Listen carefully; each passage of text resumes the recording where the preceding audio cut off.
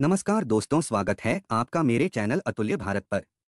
चलिए आज जानते हैं द्वितीय विश्व युद्ध की कहानी, जिसका विश्लेषण बहुत ही गहन जानकारियों को जुटाकर किया गया है। और द्वितीय विश्व युद्ध की जानकारी के साथ अगर आप प्रथम विश्व युद्ध के बारे में भी जानना चाहते हैं, और अगर आपने अभी तक हमारी प्रथम विश्व युद्ध वाली वीडियो को नहीं देखा है, तो उसको आप हमारी वीडियो लिस्ट में जाकर देख सकते हैं। तो आइए बिना देरी किए जल्दी से शुरू करते हैं आज की वीडियो विश्लेषण। वर्ल्ड वॉर 2 दुनिया के इतिहास का सबसे खतरनाक मंजर, जो दिल को दहला देने वाला था।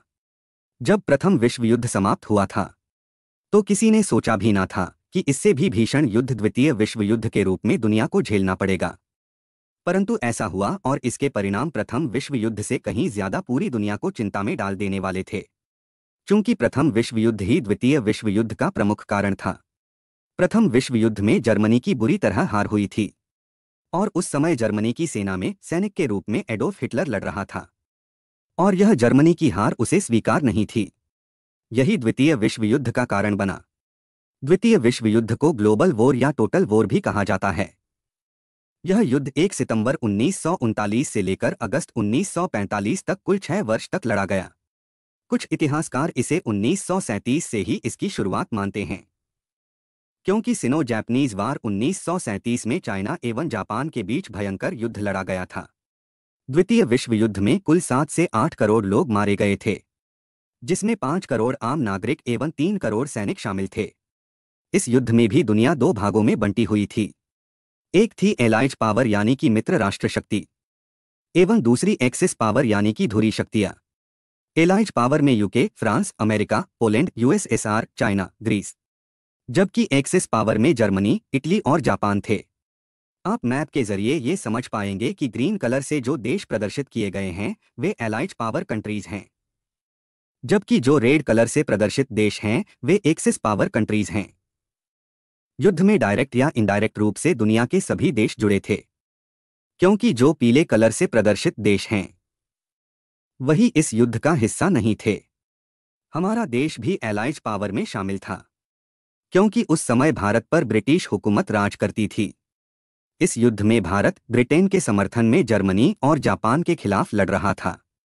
वहीं नेताजी सुभाष चंद्र बोस अपनी आज़ाद हिंद फौज के साथ जापान और जर्मनी के साथ मिलकर लड़ रहे थे। द्वितीय विश्व युद्ध का मुख्य कारण प्रथम विश्व युद्ध 1918 में समाप्त होने के बाद होने वाली वर्साई की संधि, जो कि 1919 में हुई, जिसका उद्देश्य दुनिया में शांति स्थापित करना था।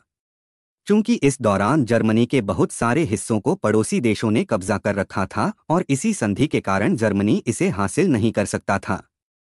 और फिर समय आता है 1933, जब जर्मनी की सत्ता डोल्फ हिटलर के हाथों में आती है, और वह वर्साई की संधि के नियमों को ताक पर रखकर अपने देश की गंवाई हुई जमीन को वापस लाने का प्रयास शुरू कर देता है।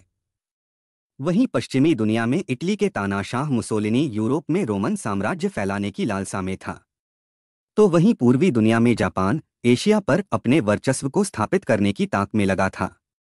अपना अपना साम्राज्य स्थापित करने के लिए जर्मनी, जापान और इटली ने लड़ाई शुरू कर दी थी। 1940 में हिटलर ने Poland, Norway, Denmark, Netherland, Belgium इत्यादि को अपने कब्जे में करके फ्रांस और ब्रिटेन पर हमले की तैयारी शुरू कर दी थी। और 5 जून 1940 को हिटलर ने 15 लाख सैनिकों के साथ फ्रांस पर हमला कर दिया, और महज 15 दिनों में फ्रांस को परास्त कर कुछ महीने बाद ही ब्रिटेन पर हमला बोल दिया। कई दिनों तक युद्ध के पश्चात हिटलर को सफलता न मिलने पर हिटलर ने अनिश्चितकालीन समय के लिए युद्ध रोक दिया और रूस से बेवजह युद्ध शुरू कर दिया। और यही हिटलर का सबसे गलत फैसला साबित हुआ, क्योंकि यहीं से हिटलर के पतन की शुरुआत होती है। रूसी सैनिकों के सामने जर्मन सेना नहीं टिक पाई, और लाखों नाजी सैनिक मारे गए। और फिर हिटलर ने जब अमेरिका पर हमला शुरू कर दिया, जबकि अमेरिका और जर्मनी के बीच कोई दुश्मनी भी नहीं थी। इसका सबसे बड़ा कारण था जापान। जापान ने अमेरिका के पर्ल हार्बर पर 7 दिसंबर 1941 को हमला कर दिया, और इसके 4 दिन बाद ही हिटलर ने भी अमेरिका पर हमला किया था। एशिया में जापान ब्रिटेन के साथ लड़ रहा था, परंतु जर्मनी का अमेरिका पर जापान के समर्थन में हमला करना जापान को बहुत भारी पड़ा। 6 जून 1944 को अमेरिका, ब्रिटेन और अन्य मित्र देशों ने मिलकर अपनी सेना यूरोप में घुसाकर जर्मनी पर हमला कर दिया। इससे पहले 1943 में ही इस सेना ने इटली पर कब्जा जमाकर मुसोलिनी को फांसी पर लटका दिया था। उधर जर्मनी भी हार के कगार पर खड़ा था। यह देखते हुए 30 अप्रैल 1945 को हिटलर ने खुद को गोली मारकर खुदकुशी कर ली। हिटलर की मौत के साथ ही जर्मनी की हार हो गई। परंतु उधर एशिया में जापान का हमला जारी था।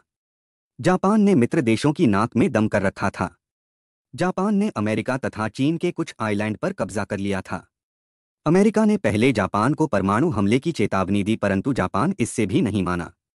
तब अमेरिका ने 6 अगस्त 1945 को अपना पहला परमाणु बम जापान के हिरोशिमा शहर पर गिराया, जिसमें लगभग 2 लाख लोग मारे गए। इस घटना के बाद भी जापान अपनी आदतों से बाज नहीं आया और फिर 3 दिन बाद 9 अगस्त 1945 को अमेरिका ने अपना दूसरा परमाणु बम जापान के ही नागासाकी शहर पर गिराया, जिसमें भी लाखों लोग मारे गए। और इस महाविभीषिका के साथ ही जापान ने आत्मसमर्पण कर दिया। इसके साथ ही द्वितीय विश्व युद्ध समाप्त हो गया। परंतु इन हमलों का परिणाम आज भी वहां के लोग भुगत रहे हैं। जापान के पतन के साथ ही 18 अगस्त 1945 को नेताजी सुभाष चंद्र बोस के लापता होने की खबर आ जाती है। भारत पर ब्रिटिश शासन था। इस युद्ध के बाद ब्रिटेन इतना कमजोर हो चुका था कि भारत पर कंट्रोल रख पाना उसके लिए बहुत मुश्किल था। और इधर गांधी जी ने भी अंग्रेजों के खिलाफ भारत छोड़ो आंदोलन भारत में चला रखा था। इन सभी वजहों से भारत द्वितीय विश्व युद्ध के कुछ सालों बाद ही आज़ाद हो गया। दोस्तों, आशा करता हूं द्वितीय विश्व युद्ध के बारे में यह जानकारी आप लोगों को अच्छी लगी होगी। इसलिए लाइक और कमेंट करके अपनी राय जरूर दें। चैनल को अब तक सब्सक्राइब नहीं किया है तो सब्सक्राइब कर लें, बेल आइकन को प्रेस कर लें। मिलते हैं अगली वीडियो में। तब तक मुस्कराते रहिए, खुश रहिए। धन्यवाद।